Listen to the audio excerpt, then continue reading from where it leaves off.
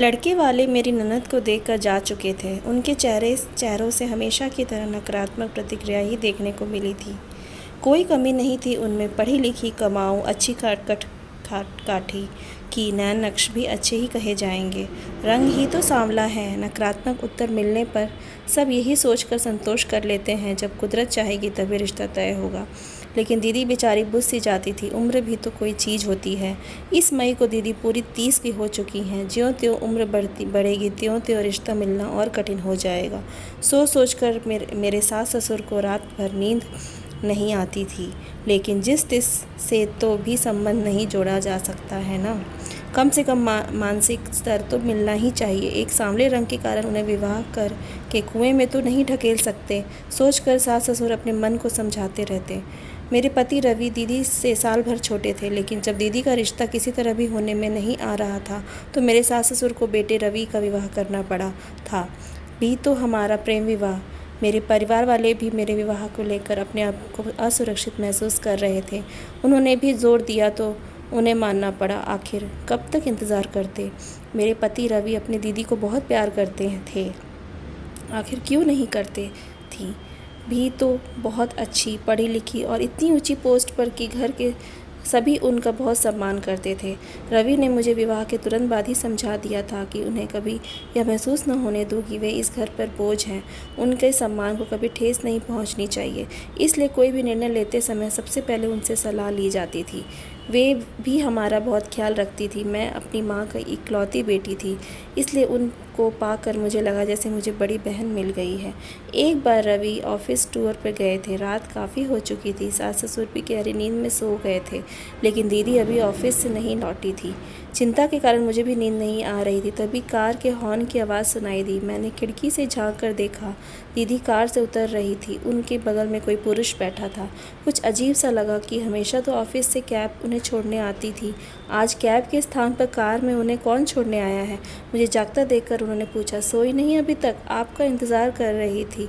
आपके घर लौटने से पहले मुझे नींद कैसे आ सकती है, मेरी अच्छी दीदी।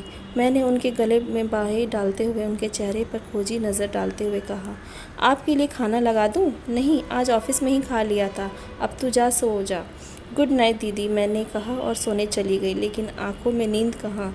दिमाग में विचार आने लगे कि कोई तो बात है। पिछले कुछ दिनों से दीदी कुछ परेशान और खोई खोई सी रहती हैं। ऑफिस की समस्या होती तो वे घर में अवश्य बताती। कुछ तो ऐसा है जो अपने भाई कम और मित्र अधिक है से साझा नहीं करती। और आज इतनी रात को देर से आना, वह भी किसी पुरुष के साथ, ज़रूर कुछ दाल में काला है। इसी पुरुष से विवाह करना चाहती तो पूरा परिवार जानकर बहुत खुश होता। तब उनके सुख के लिए उनकी पसंद के किसी भी पुरुष को स्वीकार करने में तनिक भी देर नहीं लगाएंगे।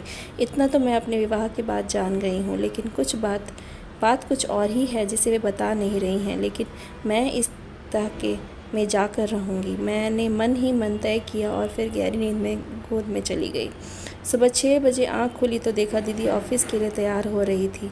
मैंने कहा, क्या बात है दीदी, आज जल्दी? मेरी पूरी बात होने से पहले ही वे बोली, हाँ आज मेरी ज़रूरी मीटिंग है इसलिए जल्दी जाना है। नाश्ता भी ऑफिस में कर लूँगी, देर हो रही है, बाय। मेरे कुछ बोलने से पहले ही वे तीर की तरह घर से निकल गई। बाहर जाकर देखा वही गाड़ी थी। इससे पहले कि ड्राइवर को पहचानूं वह फुर से निकल गई। अब तो मुझे पक्का यकीन हो गया कि अवश्य दीदी किसी गलत पुरुष के चंगुल में फंस गई हैं। हो ना हो वह विवाहित है। मुझे कुछ जल्दी ही करना होगा, लेकिन घर में बिना किसी को बताए, वरना वे अपने को बहुत अपमानित महसूस करेंगी। रात को वही व्यक्ति दीदी को छोड़ने आया। आज उसकी शक्ल की थोड़ी सी झलक देखने को मिली थी, क्योंकि मैंने पहले से ही घात लगाए बैठी थी। सास ससुर ने जब देर से आने का कारण पूछा तो बिना रुके अपने कमरे में जोर और जाते हुए थके स्वर में बोली, ऑफिस में मीटिंग थी, थक गई हूँ, सोने जा रही हूँ। आजकल क्या हो गया है इस लड़की को, बिना खाए सो जाती है। छोड़ दे, ऐसी नौकरी हमें नहीं चाहिए। न खाने का ठिकाना न सोने का। माँ बड़बड़ाने लगी तो मैंने उन्हें शांत कराया कि चिंता न करें, मैं उनका खाना उनके कमरे में पहुंचा दूंगी, वे निश्चित होकर सो जाएं। मैंने खाना लेकर उनके कमरे में गई तो देखा वे फ़ोन पर किसी से बातें कर रही थीं। मुझे देखते ही फ़ोन काट दिया। मेरे अनुरोध करने पर उन्होंने थोड़ा सा खाया। खाना खाते हुए मैंने पाया कि पहले की विपरीत वे अपनी आंखें चुराते हुए खाने को जैसे निगल रही थी। कुछ भी पूछना उचित नहीं लगा। उनके बर्तन उनके लाख मना करने पर भी उठाकर लौट आई। 2 दिन बाद रवि लौटने वाले थे। मैंने अपनी सास से शॉपिंग का बहाना कर उनके घर से सीधी दीदी के ऑफ़िस पहुंच गई। मुझे अचानक आया देखकर एक बार तो वे घबरा गईं कि ऐसी क्या ज़रूरत पड़ गई कि मुझे ऑफ़िस आना पड़ा। मैंने उनके चेहरे के भाव भांपते हुए कहा, अरे दीदी, कोई ख़ास बात नहीं, यहाँ मैं कुछ काम से आई थी, सोचा आपसे मिलती चलूँ। आज आपके घर देर से आती हैं, इसलिए आपसे मिलना कहाँ ही हो पाता है। चलो ना दीदी, आज ऑफिस से छुट्टी ले लो, घर चलते हैं। नहीं, बहुत काम है, बॉस छुट्टी नहीं देगा। पूछ कर तो देखो, शायद मिल जाए। अच्छा, कोशिश करती हूँ। क्या? उन्होंने ज़बरदस्ती मुस्कुराने की कोशिश की, फिर बॉस के कमरे में चली गई। बॉस के ऑफिस से निकली तो वहाँ भी उनके साथ था। अरे, यह तो वही आदमी है जो दीदी को छोड़ने आता है। मेरे मुंह से बेखरता निकला। मैंने चारों ओर नज़र डाली। अच्छा हुआ आसपास कोई नहीं था। दीदी को इजाज़त मिल गई थी। उनके बॉस उन्हें बाहर तक छोड़ने आया, इससे मुझे कोई औचित्य नहीं लगा। मैंने उनको कुदेरने के लिए कहा, वाह दीदी, बड़ी शान है आपकी, आपका बॉस आपको बाहर तक छोड़ने आया। ऑफिस के सभी लोगों को आपसे ईर्ष्या होती होगी। दीदी फीकी सी हंस दी, कुछ बोली नहीं। सास भी दीदी को जल्दी आया देखकर बहुत खुश हुई। रात को सभी गहरी नींद में सो रहे थे। अचानक दीदी के कमरे में उल्टियाँ करने की आवाज़ आने लगी। उनके कमरे में की तरफ लपकी हुई कुर्सी पर निढाल पड़ी थी। मैं उनके माथे पर हाथ फेरते हुए कहा, क्या बात है दीदी, ऐसा तो हमने कुछ खाया नहीं, आपको नुकसान करे, फिर बदहजमी कैसी हो गई आपको? फिर अचानक मेरा माथा ठनका कि कहीं दीदी। मैं उन दोनों के कंधे हिलाते हुए कहा, दीदी, कहीं आपका बॉस सच बताओ दीदी, इसलिए आप इतनी सुस्त? बताओ ना दीदी, मुझसे कुछ मत छिपाइए, मैं किसी को नहीं बताऊंगी, मेरा विश्वास करो। मेरा प्यार भरा स्पर्श पाकर, सांत्वना भरे शब्द सुनकर वे मुझसे लिपट कर फुट कर रोने लगी और सकारात्मकता में सिर हिलाने लगी। मैं सख्ते में आ गई कि कहा ऐसी स्थिति ना हो गई कि अबॉर्शन भी ना करवाया जा सके। मैंने कहा, दीदी आप बिल्कुल ना घबराएं, मैं आपकी पूरी मदद करूंगी, बस आप सारी बातें मुझे सुना दीजिए। ज़रूर उसने आपको धोखा दिया है, दीदी ने धीरे धीरे कहना शुरू किया। ये बॉस नए ट्रांसफ़र होकर मेरे ऑफिस में आए थे। आते ही उन्होंने मेरे में रुचि लेनी शुरू कर दी और एक दिन बोले कि उनकी पत्नी की मृत्यु 2 साल पहले ही हुई है। घर पर खाने को दौड़ता है। अकेलेपन से घबरा गए। क्या मैं उनके जीवन के खालीपन को भरना चाहूँगी? मैंने सोचा शादी तो मुझे करनी है, इसलिए मैंने उनके प्रस्ताव को स्वीकृत कर दिया। मैंने उनसे कहा कि वे मेरे मम्मी पापा से मिले। उन्होंने कहा कि ठीक है, वे जल्दी घर आएंगे। मैं बहुत खुश थी कि चलो, मेरी शादी को लेकर घर में सब बहुत परेशान थे, अब सब उनसे मिलकर बहुत खुश होंगे।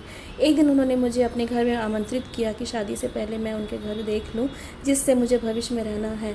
मैं उनकी बातों में आ गई और उनके साथ उनके घर चली गई। वहाँ उनके चेहरे में उनका बनावटी मुखौटा उतर गया। उन्होंने मेरे साथ बलात्कार किया, धमकी दी, यदि मैंने किसी को बताया तो उनके कमरे में मेरे ऐसी फ़ोटो जिन्हें देखकर वे किसी को मुंह दिखाने लायक नहीं रहूँगी। होश में आने के बाद जब मैंने पूरी कमरे में नज़र दौड़ाई तो मुझे पल भर की भी यह देर में समझने न लगी कि वह शादीशुदा है। उस समय उसकी पत्नी कहीं गई हुई होगी। मैं क्या करती? बदनामी के डर से मुंह बंद कर रखा था। मैं लुट गई, अब क्या करूँ? कहाँ?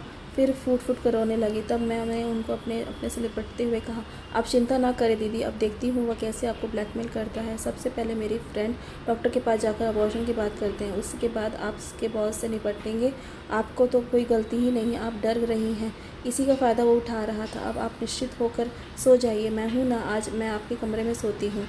और फिर मैंने मन में ही मन सोचा कि अच्छा है, पति बाहर गए हैं और सास ससुर का कमरा दूर होने के कारण आवाज़ से उनकी नींद नहीं खुली। थोड़ी ही देर में दोनों को गहरी नींद ने आ घेरा। अगले दिन दोनों ननद भाभी किसी फ्रेंड के घर जाने का बहाना कर डॉक्टर के पास जाने के लिए निकली। डॉक्टर चेकअप कर बोली, यदि 1 हफ्ता और निकल जाता तो अबॉर्शन करवाना खतरनाक हो जाता। आप सही समय पर आ गई। मैंने भावात्मक में अपनी डॉक्टर फ्रेंड को गले लगा लिया। फिर बोली, सरिता, तुम्हें पता है ऐसे कोई केस रोज़ मेरे पास आते हैं। भोली भाली लड़कियों को ये दरिंदे अपने जाल में फंसा लेते हैं और वे बदनामी के डर से सब सहती रहती हैं। लेकिन तुम तो स्कूल के ज़माने से ही बड़ी हिम्मत वाली रही हो। याद है वह अमित जिसे तुम्हें तंग करने की कोशिश की थी, पर तुमने प्रिंसिपल से शिकायत कर उसे स्कूल से निकलवा कर ही दम लिया था। अरे विनीता, मुझे तो अभी तक याद है, सच वे क्या दिन थे। और फिर दोनों खिलखिलाकर हंस पड़ी। पारुल के चेहरे पर आज बहुत दिनों बाद मुस्कुराहट दिखाई दी थी। अबॉर्शन हो गया। घर आकर मैं अपनी सास से बोली, दीदी को फ्रेंड के घर में चक्कर आ गया था, इसलिए डॉक्टर के पास होकर आई। उन्होंने बताया कि खून की कमी है, खाने का ध्यान रखें और 1 हफ्ते की बेड रेस्ट लें। चिंता की कोई बात नहीं है। सास ने दुखी मन से कहा, मैं तो कब से कह रही हूँ खाने का ध्यान रखा करो, लेकिन मेरी कोई सुने तब ना। 1 हफ्ते में ही दीदी भली चंगी हो गई। उन्होंने मुझे गले लगाते हुए कहा, तुम कितनी अच्छी हो भाभी, मुझे मुसीबत से छुटकारा दिला दिया। तुमने माँ से भी बढ़कर मेरा ध्यान रखा, मुझे तुम पर गर्व है। ऐसी भाभी सबको मिले। अरे दीदी, पिक्चर अभी बाकी है, अभी तो उस दरिंदर को से निपटना है। एक हफ्ता बाद हम योजना अनुसार बॉस की पत्नी से मिलने के लिए गए। उनके पति का सारा कट्टा चिट्ठा बयान किया। तब वे हैरान होती बोली, इन्होंने यहाँ भी नाटक शुरू कर दिया। लखनऊ से तो किसी तरह से ट्रांसफ़र करवा कर यहाँ आए हैं कि शायद शहर बदलने से कुछ सुधर जाए, लेकिन कोई कहते हुए वे और हंसी हो गई। अब उनकी बात सुनकर आवाक हो रह गए। सोचने की लगे कि इससे पहले न जाने कितनी लड़कियों को उसने बर्बाद किया होगा। उसकी पत्नी ने फिर कहना शुरू किया, अब मैं इसे माफ़ नहीं करूँगी, सज़ा दिलवा कर रहूँगी। पर चलो पुलिस स्टेशन, इनको इनके लिए सज़ा मिलनी ही चाहिए। मैंने कहा, आप जैसी पत्नी हो तो अपराध को बढ़ावा मिले ही नहीं। हमें आप पर गर्व है। और फिर हम दोनों नंद भाभी उसकी पत्नी के साथ पुलिस को लेकर बॉस के पास उनके ऑफिस चले गए। पुलिस को और हम सबको देखकर वह हक्का बक्का रह गया। ऑफिस के सहकर्मी भी सकते में आ गए। उनमें से एक लड़की भी आकर हमारे साथ खड़ी हो गई। उसने भी कहा कि उन्होंने उसके साथ भी दुर्व्यवहार किया है। पुलिस ने उन्हें अरेस्ट कर लिया। दीदी भावरा तारिक में मेरे गले लगकर सिसकने लगी। उनके आंसू में सब कुछ कह डाला। घर आकर मैंने सास ससुर को कुछ नहीं बताया। पति से भी ऑपरेशन वाली बात तो छुपा ली, मगर यह बता दिया कि वह दीदी को बहुत परेशान करता था। सुनते ही उन्होंने मेरा माथा चूम लिया और बोले, वाह, मुझे तुम पर गर्व है। तुमने मेरी बहन को किसी के चंगुल में फंसाने से बचा लिया। बीवी हो तो ऐसी। उनकी बात सुनकर हम ननद भाभी दोनों एक दूसरे को देखकर मुस्कुरा दी।